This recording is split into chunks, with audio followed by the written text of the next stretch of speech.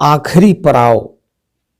सुंदरबन इलाके में रहने वाले ग्रामीणों पर हर समय जंगली जानवरों का खतरा बना रहता था। खास तौर पर जो युवक घने जंगल में लकड़ियां चुनने जाते थे, उन पर कभी भी बाघ हमला कर सकते थे। यही वजह थी कि वे सब पेड़ों पर तेजी से चढ़ने उतरने का प्रशिक्षण लिया करते थे।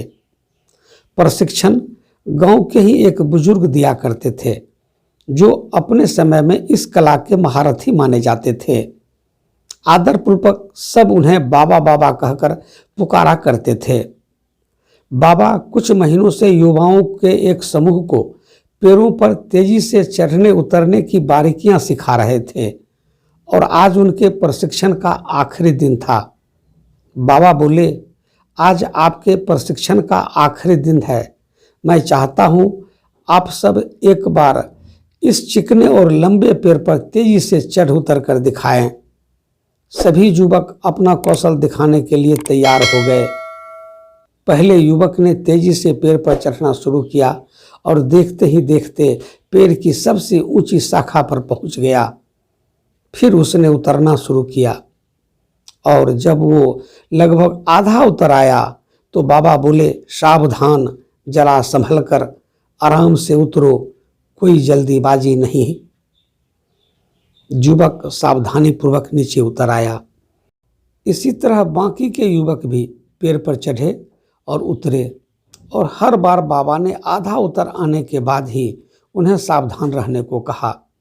यह बात युवकों को कुछ अजीब सी लगी और उन्हीं में से एक ने पूछा, बाबा, हमें आपकी एक बात समझ में नहीं आई। पेड़ का सबसे कठिन हिस्सा तो एकदम ऊपर वाला था, जहाँ पे चढ़ना और उतरना दोनों ही बहुत कठिन था। आपने तब हमें सावधान होने के लिए नहीं कहा, पर जब हम पेड़ का आधा हिस्सा उतर आए और बाकी हिस्सा उतरना बिल्कुल आसान था, तभी आपने हमें सावधान होने के निर्देश क्यों दिए? बाबा गंभीर होते हुए बोले, बेटे, यह तो हम सब जानते हैं कि ऊपर वाला हिस्सा सबसे कठिन होता है, इसीलिए वहाँ पर हम खुद ही सतर्क हो जाते हैं और पूरी सावधानी बरतते हैं। लेकिन जब हम अपने लक्ष्य के समीप पहुँचने लगते हैं तो वह हमें बहुत ही सरल लगने लगता है। हम जोश में होते हैं और अति आत्मविश्वास से भर जाते हैं और इसी समय सबसे अधिक गलती होने की संभावना होती है। यही कारण है कि मैंने तुम लोगों को आधा पेड़ पर उतर आने के बाद सावधान किया, ताकि तुम अपनी मंजिल के निकट आकर कोई गलती न कर बैठो। युवक बाबा की बात समझ गए। आज उन्हें एक बहुत ही बड़ी सीख मिल चुकी थी।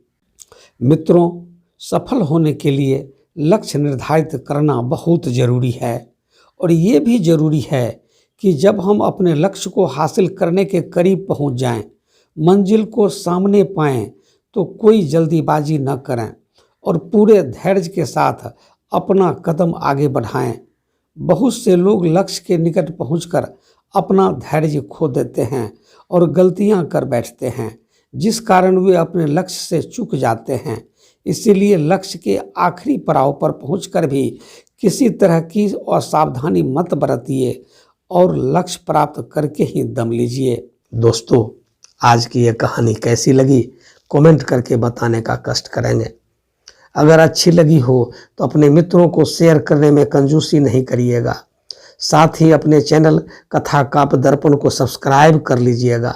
फिर मिलेंगे दूसरी ज्ञानवर्धक कहानी लेकर। तब तक खुश रहें, मस्त रहें, व्यस्त रहें। जय हिंद, जय भारत।